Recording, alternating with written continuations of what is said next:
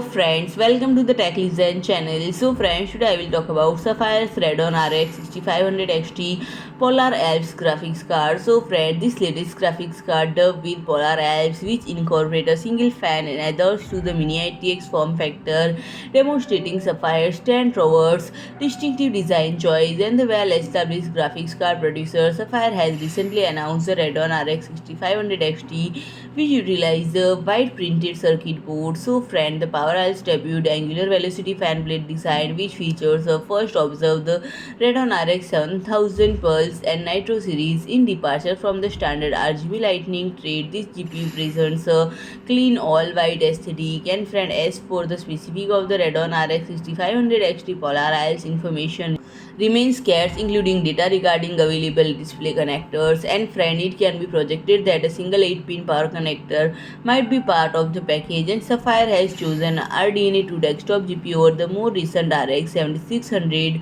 model for the insertion, and this decision resulted in Navi 24 XT card equipped with 1024 stream processor and 8 GB of GDDR 6 memory. The 64-bit memory bus might not meet some users' expectation for 2023 graphics card release. So friend, if you like my video, please do like, share and comment, and don't forget to subscribe my channel and press the bell icon.